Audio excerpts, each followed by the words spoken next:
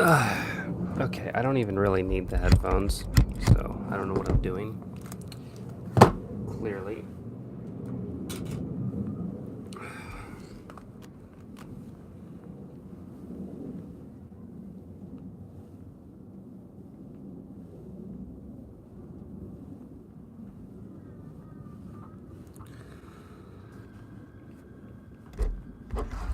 We're just waiting for people to come in. Oh, wait, I can't even. Hold on, I just realized that. I can't even chat. Because there's something I wanted to share with you guys.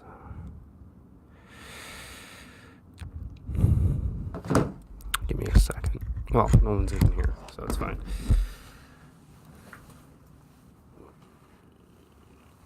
What the fuck? Oh.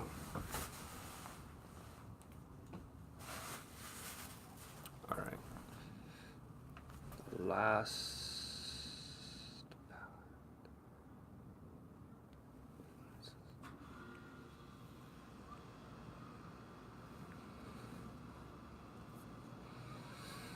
Um.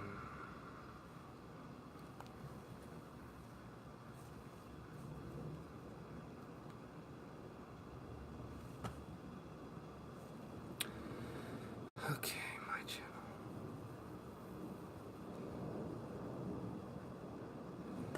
I'm live right now.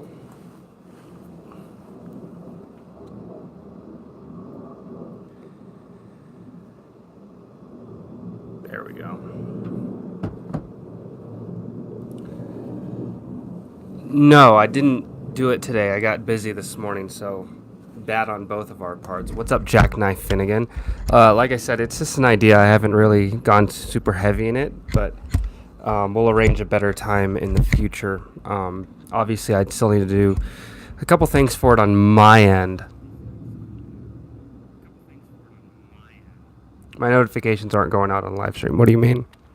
Because I have the bell icon clicked for you, but you know, work being how it is, I never really get a chance to actually sit down and attend all of it. So that's why you usually see me come on and drop by to say hi right before bed.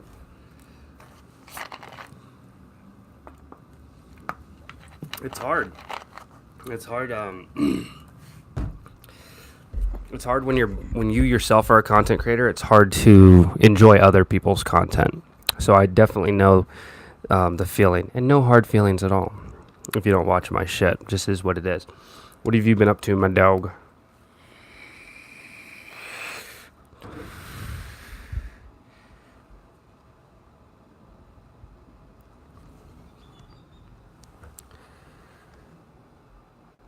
DoorDash. Oh my God. How is DoorDash? You know, do you have TaskRabbit in your area? You hit 4K on DoorDash? Is that for the lifetime or for the week? Which probably not for the week. You hit 4K on DoorDash. So 4K in total earnings, I would expect, for the life of the time that you've been on the platform. I don't even have DoorDash on my phone. I just don't do it. It's not profitable.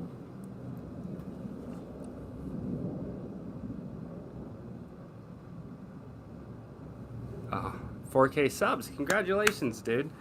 Yeah, that's good. Yeah, gaming is just one of those things.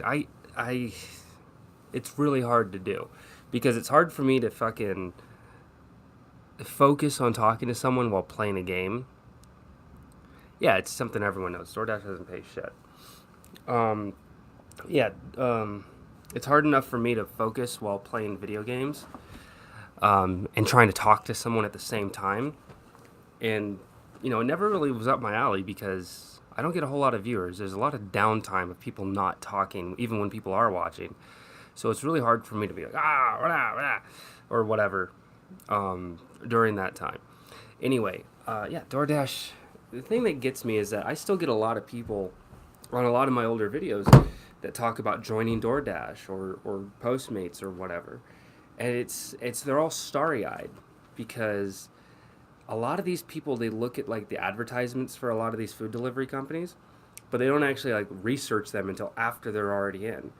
All of the stuff that they look into is all the stuff that's pro them, right? Like, oh, you could make this much money. Like, there are people that are out there that are like flexing on how well they do, which is true. Yeah, it's possible, but there's a lot of factors that kind of go into it. The reason why DoorDash was so difficult for me,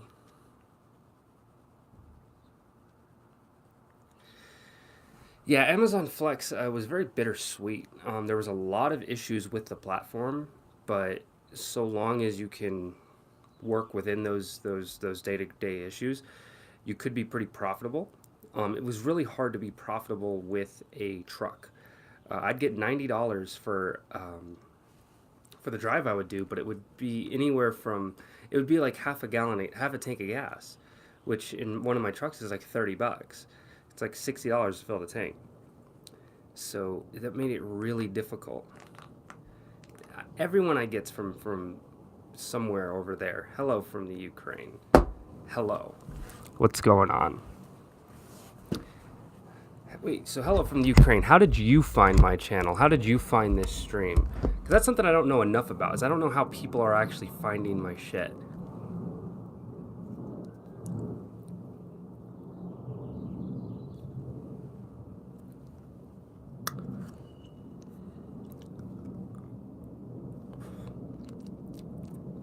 Yeah, a lot of people I get are not like a lot of people I get from just in YouTube. Like no, but what I mean is like how on YouTube. Was it like a recommended video? Is there a certain area where people can look at live streams or shit? So probably doesn't matter. Welcome.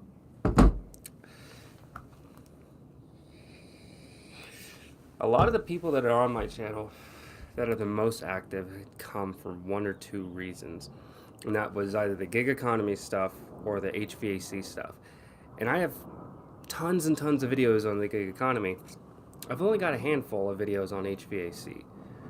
And those are very polarizing because half of it is people that get what the videos are about, is me sharing my experience. And other people, it's people talking shit. It's like, oh, this guy, look at him. He's only been in this job for 90 days and he thinks he knows everything. It's like, if you actually watch the video, if you actually sat down and listened to the video, you would see that that's not the case. So a lot of these things don't really bother me because if they're not going to watch the video, then fuck them.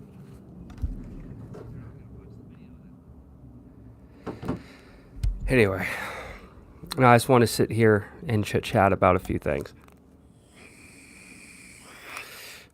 And when it comes to making money,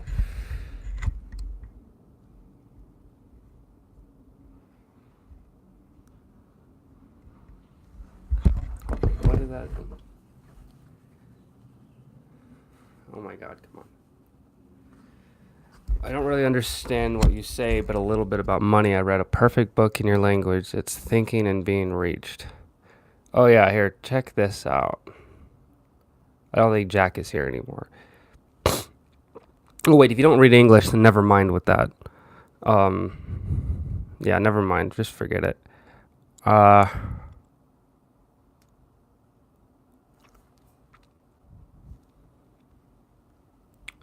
So, wait, I see an author. Yes, I am. Thank you very much. Ignore the prologue. That's actually wrong.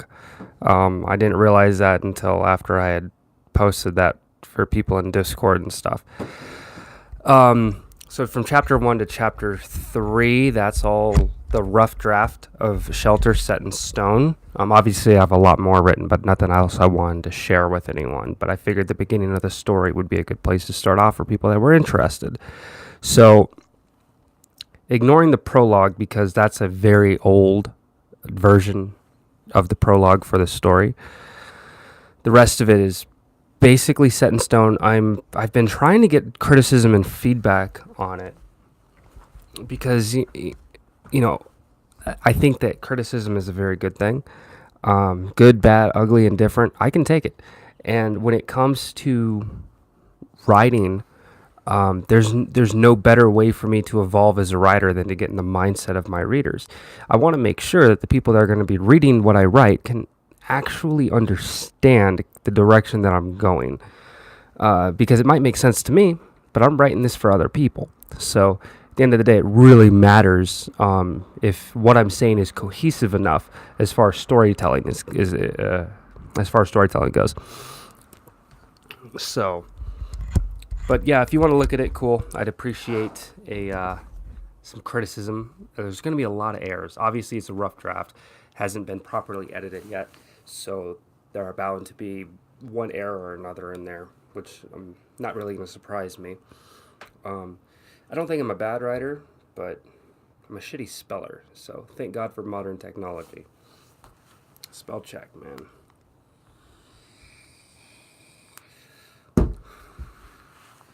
Anyway, yeah, talking about making money, and that's what my channel is all about. It's all about becoming successful, and I am currently on call for work, but the only thing I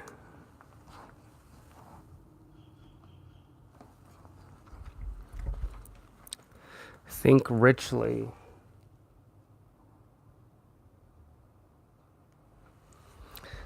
Yeah, so for me, I think there's a difference. So when it comes to my YouTube channel, it's all about being successful, not so much about being rich. There's a very big difference between the two.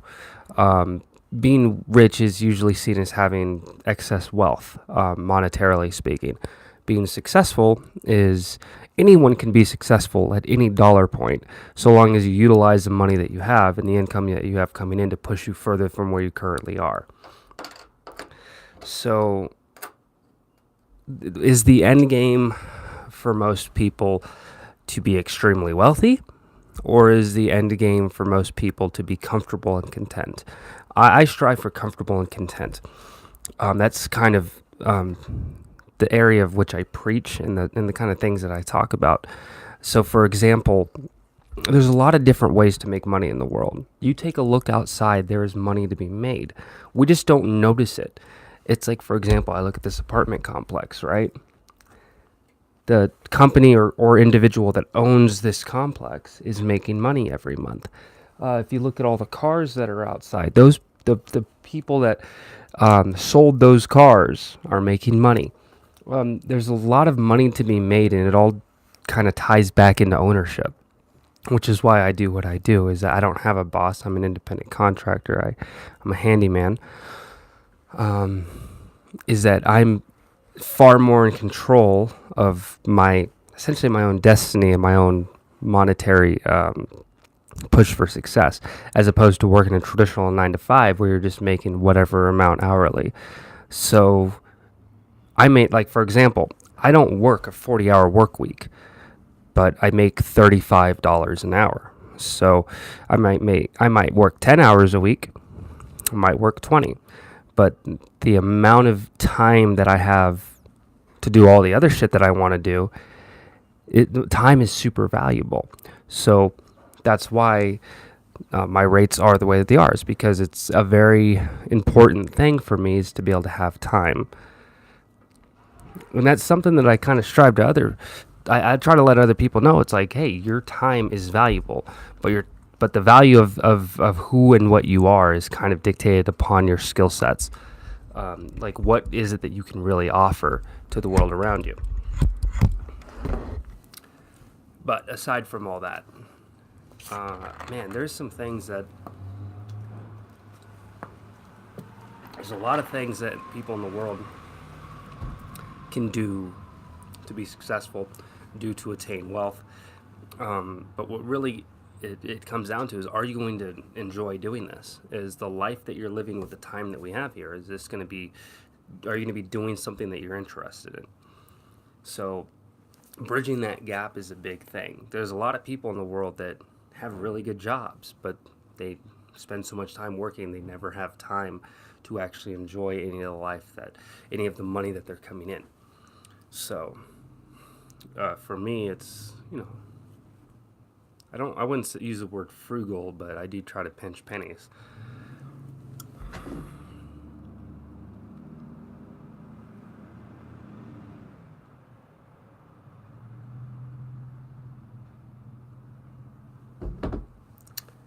So,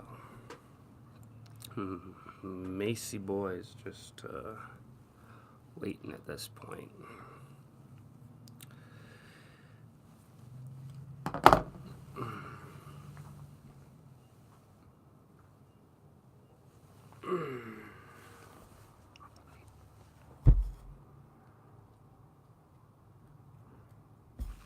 There's a couple things that I want to do, and I'm hoping to God that I get some pretty big jobs in the next couple days, because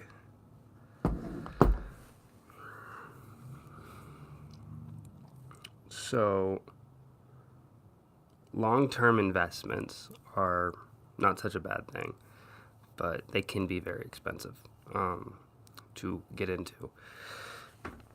And when it kind of goes back to the whole thing is like, hey, the thing that you're doing for money, the thing that you're investing in, are you enjoying doing this?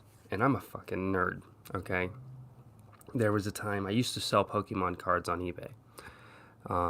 Did actually pretty good with it. And I really want to kind of get back into that, but not so much the quick flip. I'm looking for more long-term investment stuff, so I'm trying to put money aside to kind of get back in that avenue of not just Pokemon, but also Magic. So one of the things I wanted to do was, if possible, at least one, but there's 2 sets I wanted to get for Magic the Gathering War of the Spark. 2 complete sets of the game I wanted to be able to purchase. And well, I'm going to. It's not a matter of I'm trying to hit. Wow. Okay. I'm trying to hit it pretty quick. I'm trying to hit it pretty fucking quick, because that it's all going to go up in value. So hopefully within the next week I'll be able to do that. But it all depends on how much fucking money I make this week, because I have 140 coming in, but all of that's going straight to bills. So that's as of right now. So hopefully this weekend I can get busy and get some work, and then we'll go from there.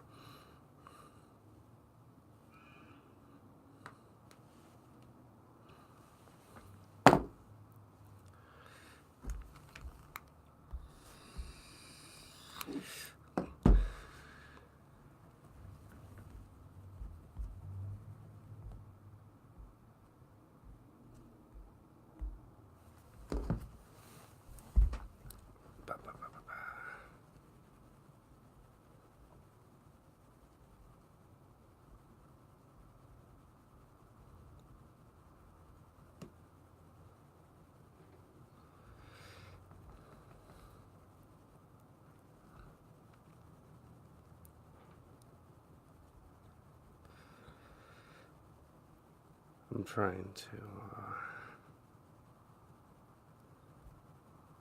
Hey, what's up? Old Macy boys just checking something out right quick. I need to actually get on Nightbot for. Yeah, I do. I need to get on Nightbot for my stream. I just remembered that. It's been a while, so I think that Nightbot will actually help with engagement and whatnot.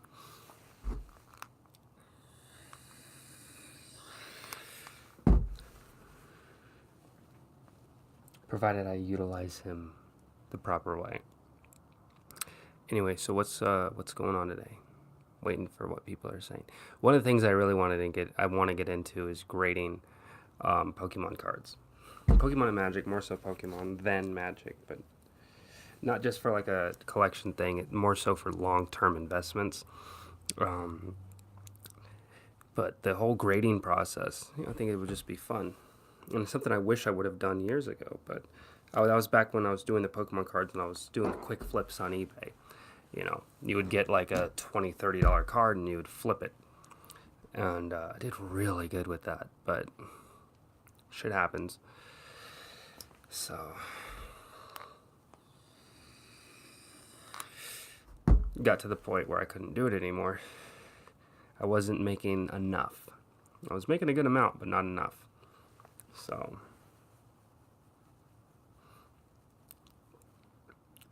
I think after my eBay costs, PayPal costs, shipping costs, and a lot of these things were kind of factored in, but I think I was making maybe about 20.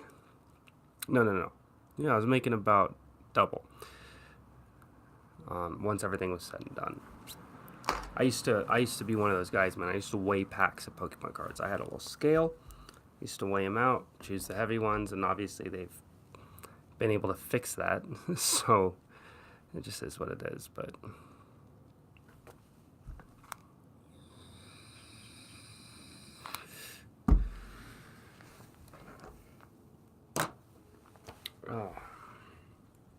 I think it would be fun getting into grading cards.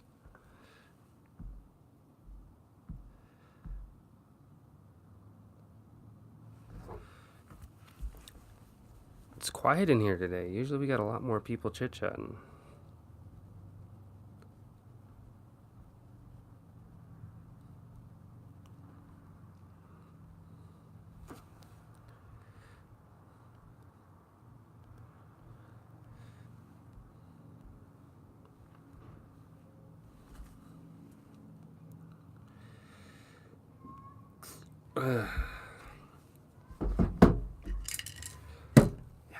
Real quiet today, so kind of just waiting for you guys to let me know what's going on in your brain noggins. I just feel like I talk about the same shit time and time again. It's so much easier on the podcast because then I'm just rambling. It's really just a ramble on it, but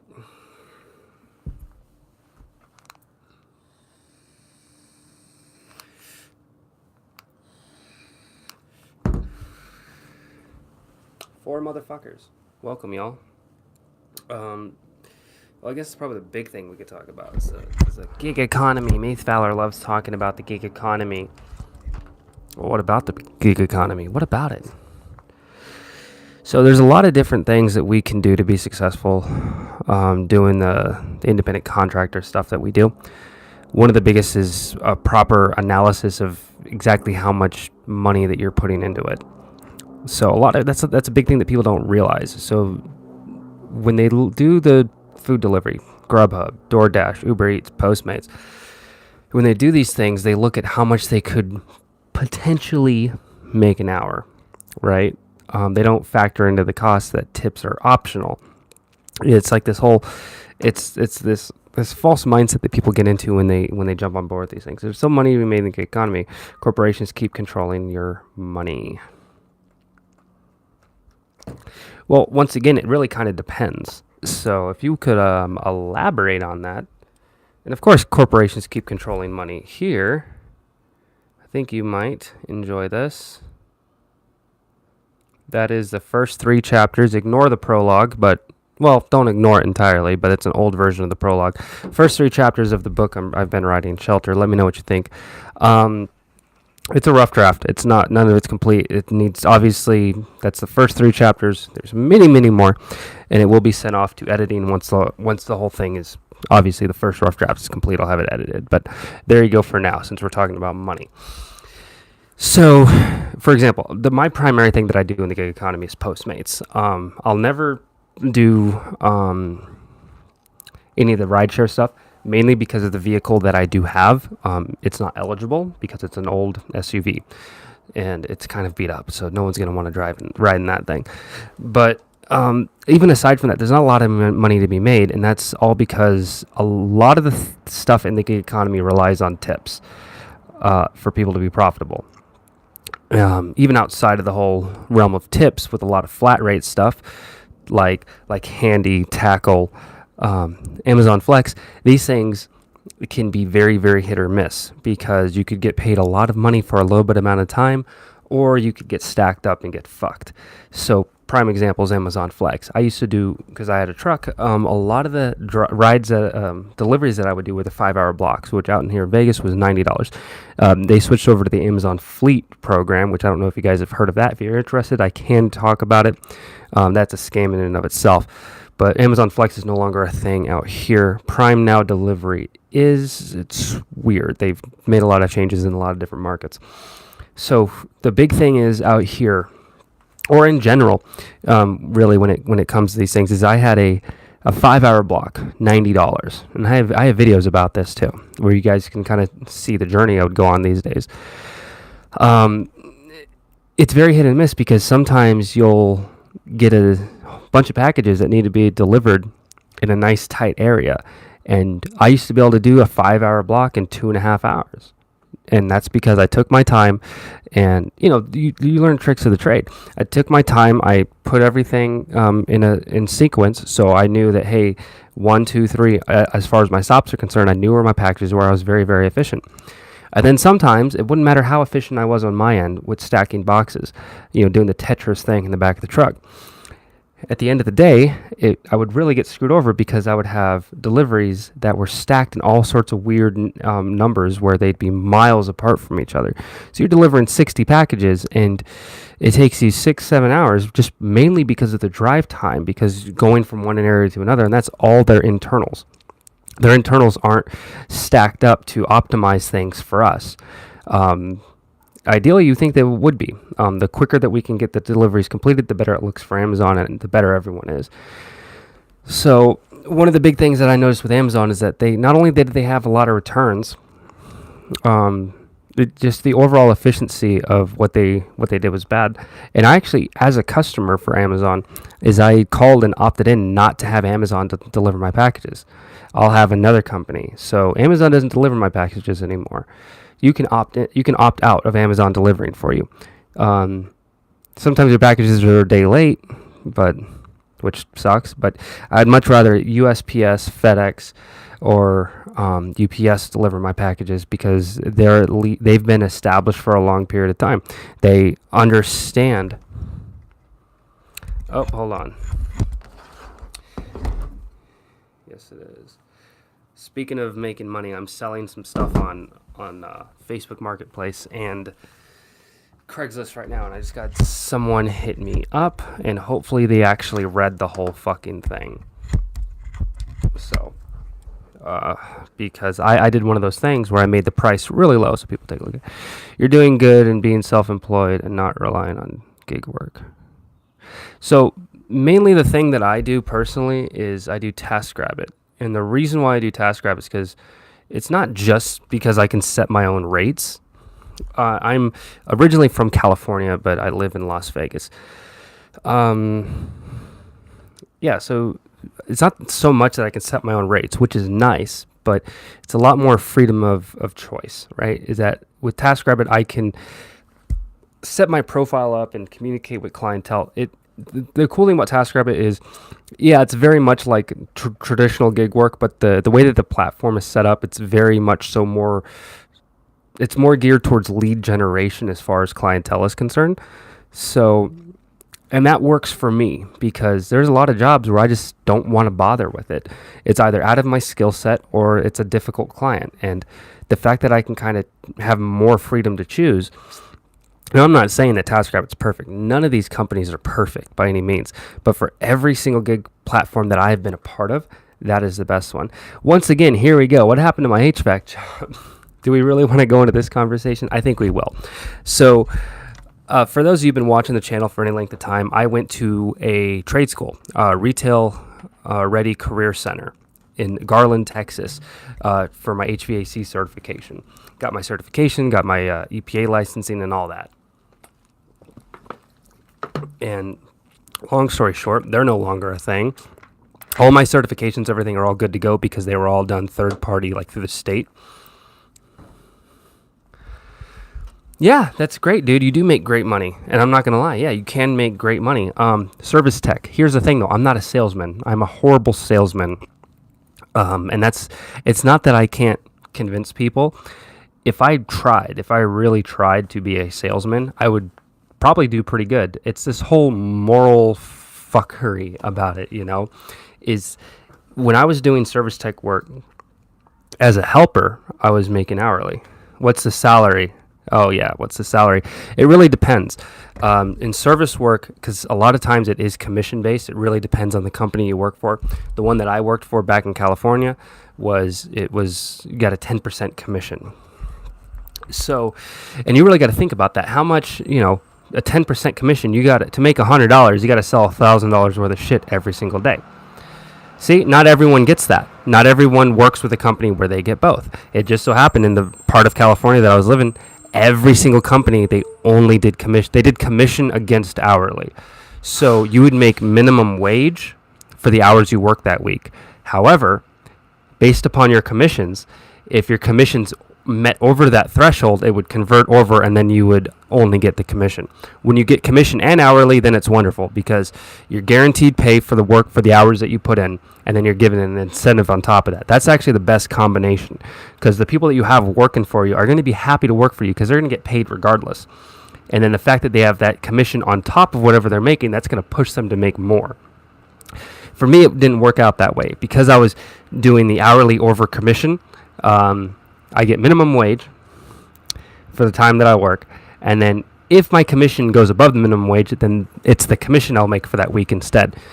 Really rough, really, really rough, because you essentially have to make $100 a day, you have to sell $1,000 worth of shit.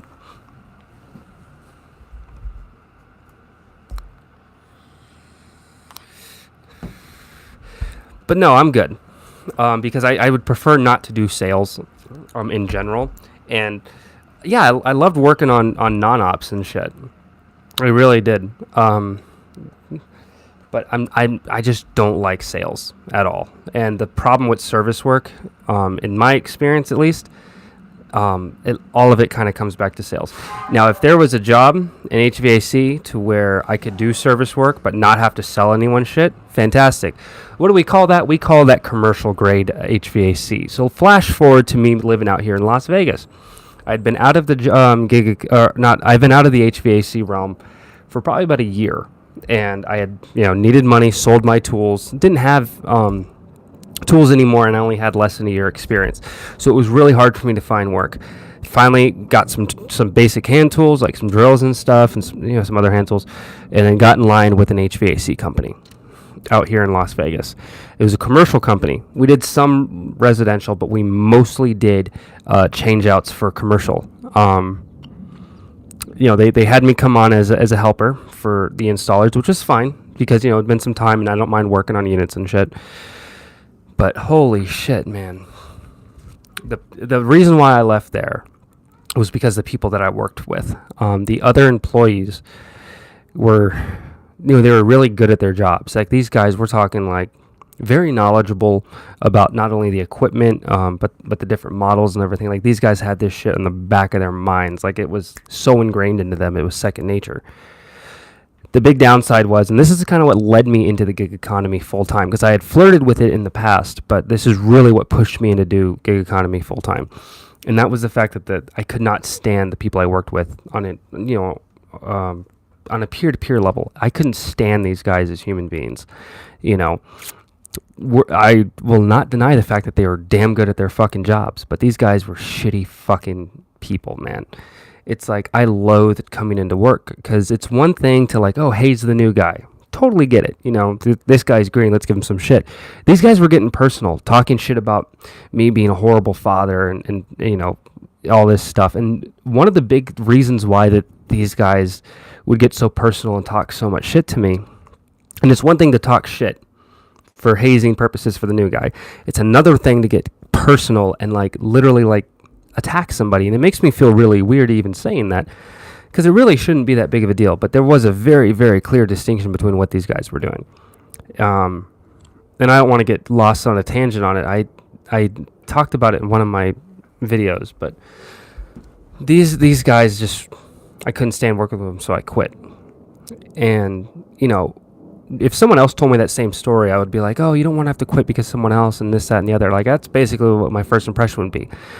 But after actually, like, having to work through it and live through it and loathing going to work, loathing working with people that all they were going to do was talk shit, because I was formally trained. That was the big thing that they didn't like about me, was the fact that I went to school for it. The fact that, and a lot of these guys, a lot of the lead technicians didn't even have their EPA certification, but they would talk shit on me, saying that I was no good. And it's like, I've done this work before. It's been a year. Give me a week or two. I'll get back in the swing of things. This is, what I've invested in myself to do with my life. And yeah, of course, I'm going to take it seriously. But they didn't give me a fucking chance. I got fucking shit talked to because I didn't know how to signal a crane on top, because we're on top of all these buildings and we have cranes like loading shit up, like these heavy ass fucking units. I don't know how to fucking signal all the shit for the crane, like the hand signals for the crane. I don't know any of that shit. And I'm sorry, and I told them this ahead of time. Like, I don't know. Can you teach me? They didn't want to teach me. It's like, you should already know. It's like, well, can I, observe and watch? No, fuck off. Go over there and go work on this while we get this unit up here. It's like, I wasn't even given like an opportunity while working with them to improve myself. And that was a big issue for me. It's like, hey, if the people that I'm working with aren't going to have enough faith for me to even try to push myself forward in this career, why am I working with these guys?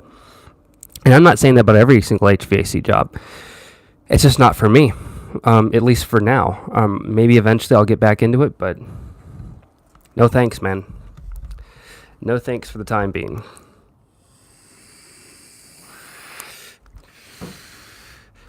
But I probably could get back in HVAC. I probably could.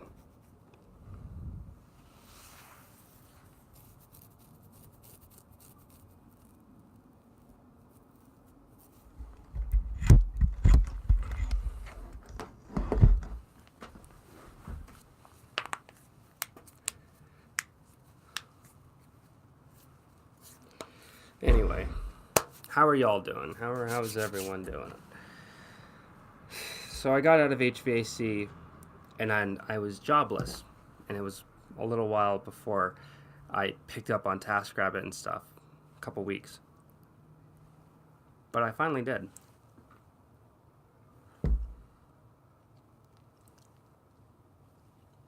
It's been really good ever since then. Usually I'm a lot busier than this. I haven't really been super busy lately. And that's where it kind of comes to the downside of the gig economy for every single platform, is kind of how they do metrics. So my metrics aren't the best in the world. My response is great. My acceptance is low. And my reliability is good too. But it's the acceptance rating. They want you to accept every fucking job, which kind of makes it a problem because some jobs are just not worth it to accept. So, anyway.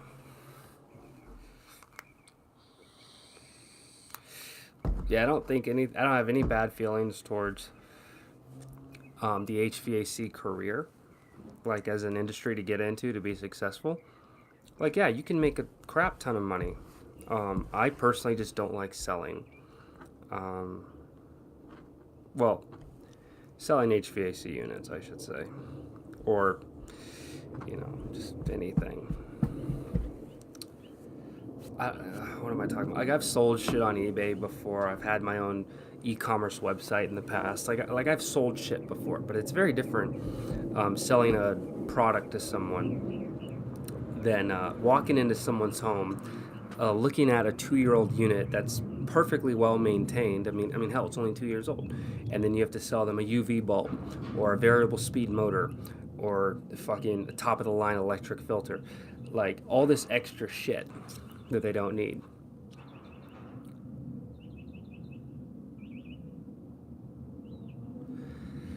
All right, no. I see exactly where you're going with this.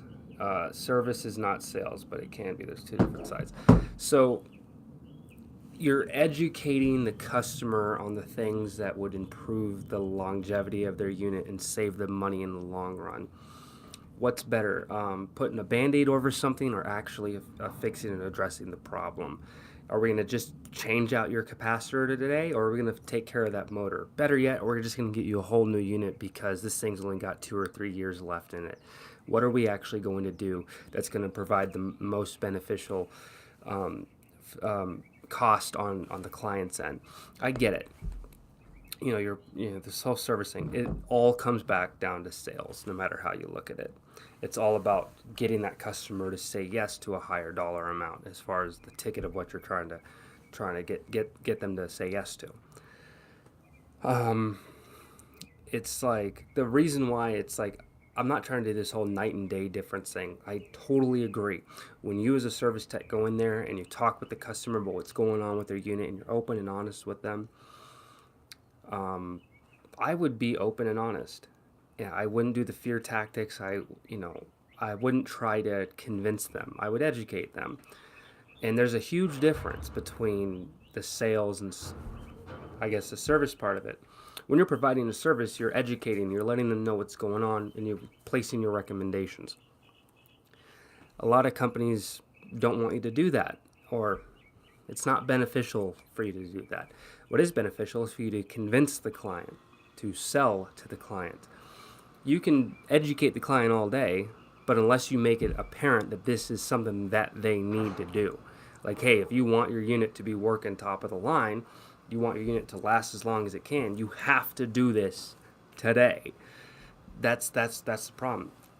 For me, not saying that it's bad for everyone else. It's just me personally, I would rather not. Kind of felt a little, I don't want to feel like a salesman. I wanted to come in and be a professional. Some clients, no problem, take care of it, let's do it. A lot of other ones don't. That's a huge amount of money all at once.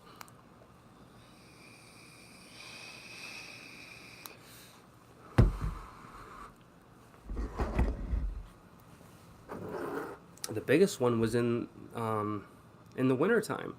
Heaters would go out. You would find heat exchangers with massive holes in them, and you would tell the client, like, this is not safe to operate. I would highly recommend you change out the heat exchanger, but if you're going to be doing that, you might as well just change out the furnace.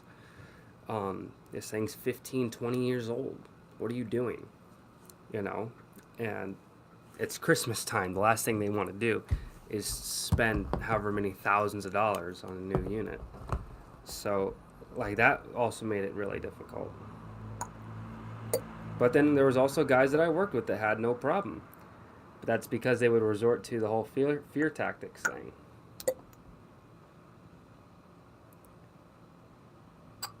They would basically resort to, hey, this is kind of mandatory, and if you don't get a new unit, you're not going to be able to use the one you got because it's so old and damaged. Which, yeah, there are certain times where we would cut the gas to a unit if it would pose as a safety hazard, because then we would be liable for it because we were the last ones to touch the fucking unit. And since that's something that we noticed, last thing we want is someone getting carbon monoxide poisoning, in the middle of the night.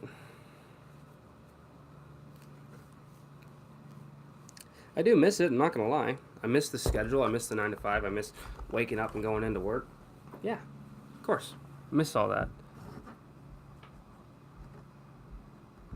But kind of where I'm at now is pretty good. And I'm excited to kind of see where I'm going to be going in the near future. For those of you that don't know, that don't watch the channel like a whole lot, don't watch my live streams a whole lot, I recently cleared out $43,000 in debt.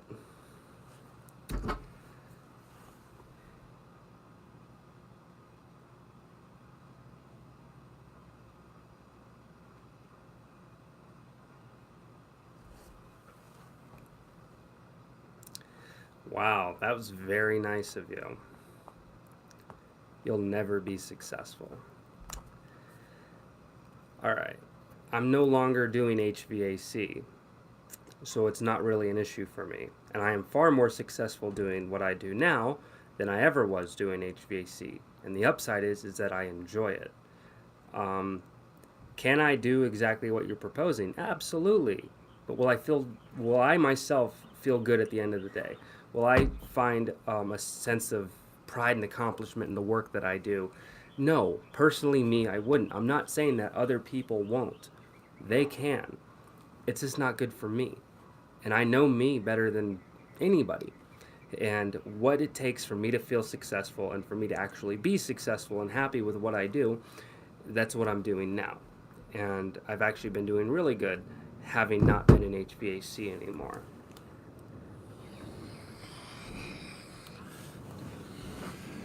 Here's the thing, it all changes per company. Every company kind of has their own ethos and the way that they operate. At the end of the day, it's all about making money, obviously. Some do it a little bit more tactfully than others. Prime example, one company that I worked at that was their mindset, was just make the sale. And that's all that really mattered at the end of the day. And you have to make at least, like, their thing was, every single job you go to, you got to strive for a $500 ticket.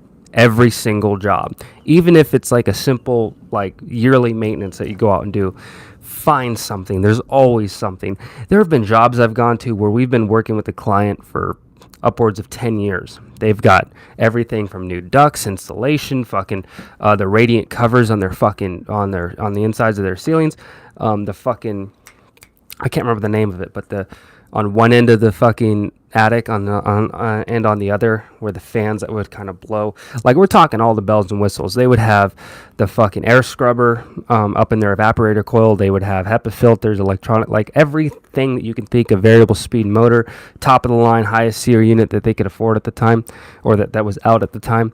Like, everything about these units were fucking wonderful, but we were still expected to find something to tack on, It's like, oh, wait, the unit's like 2 years old? Yeah, convince them that they need a new capacitor, like shit like that. Like,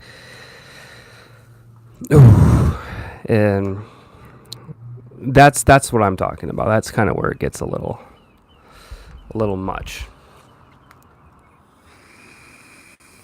Another hard one was home warranties and new construction. So we would go to people that are in brand new track homes, and obviously, if there was anything wrong with their unit, it was typically because of installation defect, because of the crew that put the fucker in. But then the home warranties, people getting into these new homes and stuff.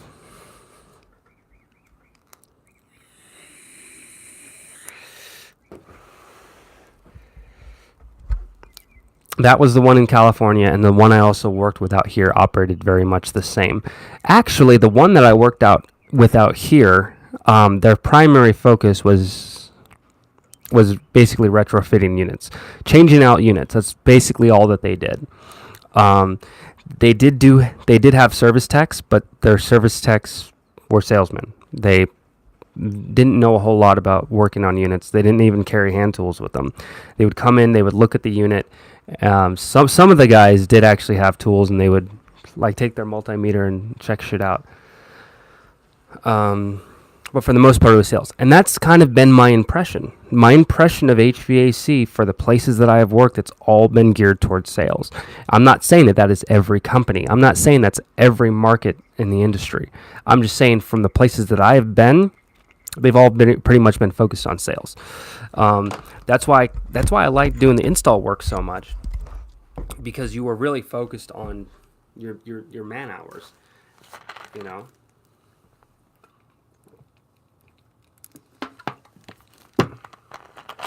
That's how we made our money, was hourly, plus the fact that I didn't have to sell to people. I really liked it. I just did not like the other guys that I worked with, because they had this like old boys club mentality to where anyone that was newer in the industry, they were gonna treat like shit.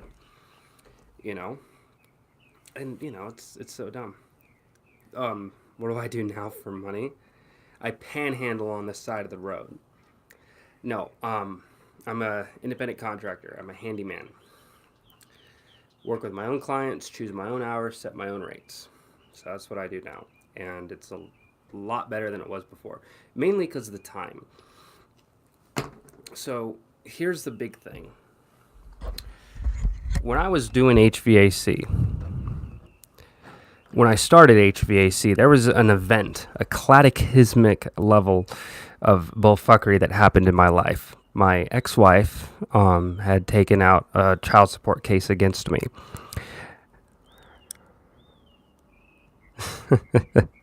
It's very lucrative, very lucrative. She took out a child support case against me, even though I was paying.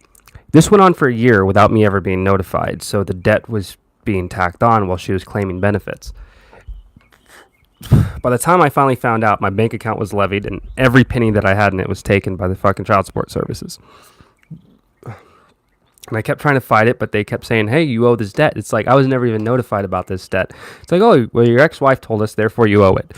It's like, what? And they all went off based upon our divorce decree, which really kind of fucked things up. And so it took years to finally get it all situated, but they tacked up $43,000 in debt that they were taking from every fucking check that I made. So even when I was working, doing HVAC, a traditional 9 to 5 job, may not have been 9 to 5. I was working some crazy hours. But even back then, when I was working, I wouldn't see shit for a check because child support services was taking so fucking much from me.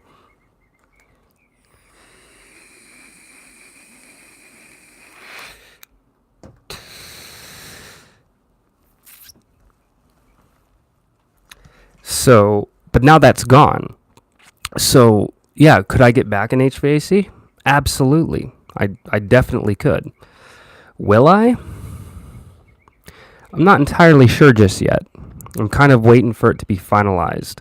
There is a court date, but all the paperwork's been signed. It's not so much between me and her. It's more so against child support services that, that's what the court date's for, just so that they are formally notified in that setting to close out not just the account. The account's closed, but to remove the past due amount. That's the big ticket right there. So, because it is no longer enforced, we both sat down, we both agreed to everything. She looked back at the numbers and saw how fucked up everything was, and then she agreed to remove the past due amount. So, here we are now, and we're just waiting until June, and then the past due amount will vanish, and then I will be... Wow. It's been years. It fucked my credit to the ground, man.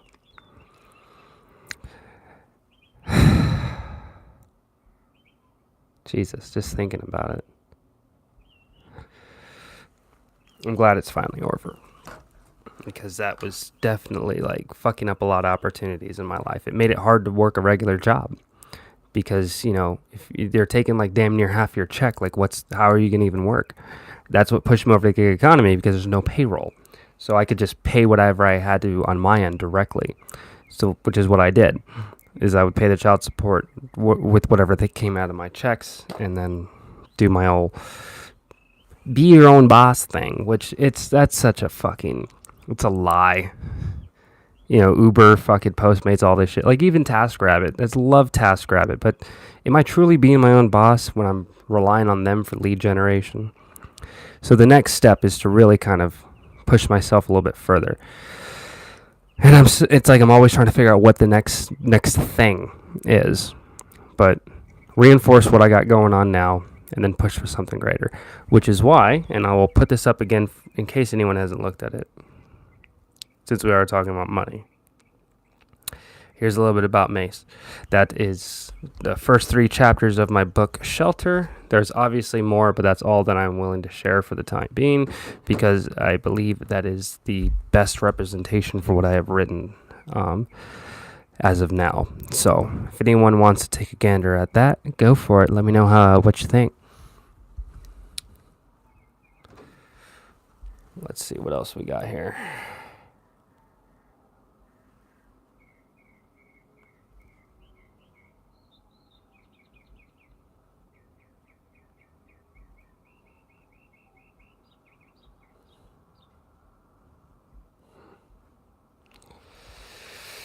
Let's go back out to here.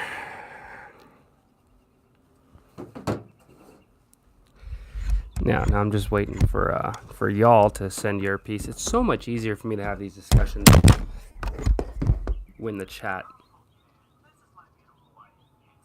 That was weird. It's so much easier for me to have these conversations when people are chatty.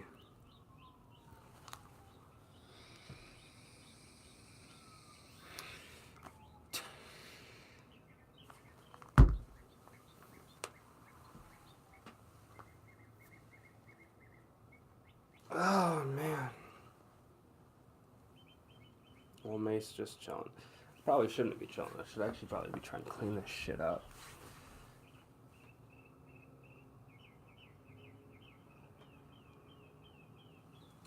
What time is it?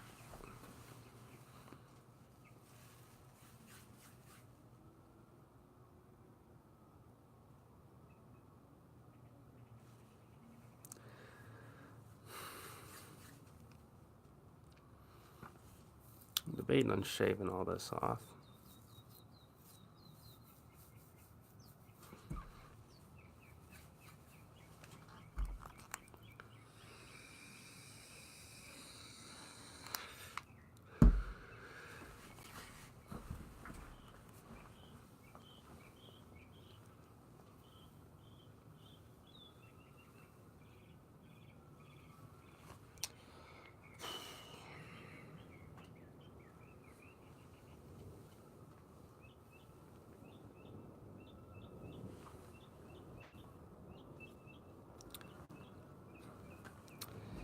You know, my batteries are actually dying, so I should probably just bounce.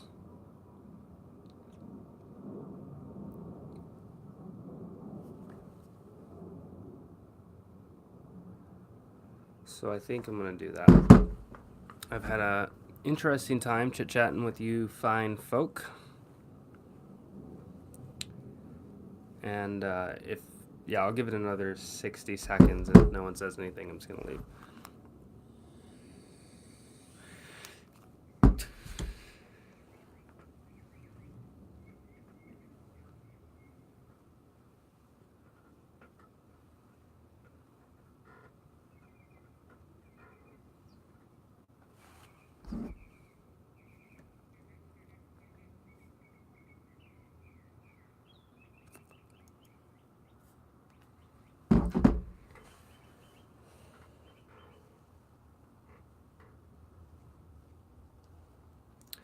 Okay, so I guess that's about it. As always, I'm your oh so beloved and glorious, amazing